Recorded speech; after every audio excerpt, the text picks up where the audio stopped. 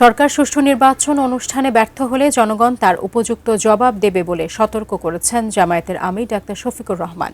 মঙ্গলবার রাতে দলের কেন্দ্রীয় কার্যালয়ে ১১ দলীয় জোটের বৈঠক শেষে একথা বলেন তিনি। নির্বাচনকে ঘিরে নানা গুজব সম্পর্কেও জনগণকে সতর্ক থাকার আহ্বান জানিয়েছেন জামায়াতের আমির। সার্বিক পরিস্থিতি বিশ্লেষণ ও ভোটের দিনে পরিকল্পনা ঠিক করতে মঙ্গলবার বৈঠকে বসেছিলেন ১১ দলীয় নির্বাচনী ঐক্যের নেতারা। নির্বাচনের মাত্র একদিন আগে গুরুত্বপূর্ণ এই বৈঠক শেষে গণমাধ্যমে কথা বলেন ১১ দলের শীর্ষ নেতা এবং জামায়াতে ইসলামের আমির ডাক্তার শফিকুর রহমান। আমরা এই দলগুলো সবসময় সংস্কারের পক্ষে ছিলাম, আমরা পরিবর্তনের পক্ষে ছিলাম। তরুণদের হাতেই বাংলাদেশ তুলে যাওয়ার জন্য আমরা প্রস্তুতি নিচ্ছি। ডাক্তার শফিকুর রহমান বলেন, জনগণের প্রতিরোধই নির্বাচন নিয়ে সকল অপতৎপরতা রুখে দিতে পারে। আমরা বিশ্বাস করি আমাদের যুব সমাজ ঘুমিয়ে পড়েনি।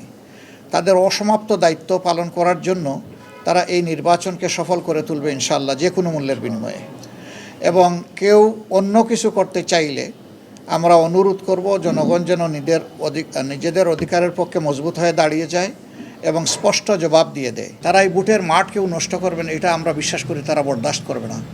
ভোটাররাই এর জবাব এবং প্রতিরোধ গড়ে তুলবে।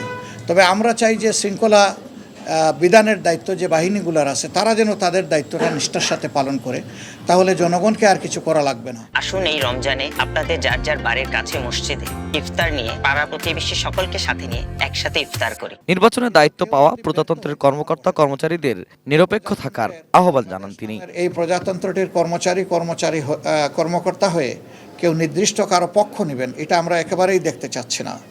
আমরা কারো আনুকূল্যও চাই না, আবার আমরা অন্য কাউকে আনুকূল্য দেখানো হোক সেটাও আমরা দেখতে চাই না। আমরা চাই সবাই নিরপেক্ষতার সাথে যার যার জায়গা থেকে এই দায়িত্ব পালন করবেন। এই নির্বাচনের দিনেও বহু ধরনের রিউমার ছড়ানো হতে পারে।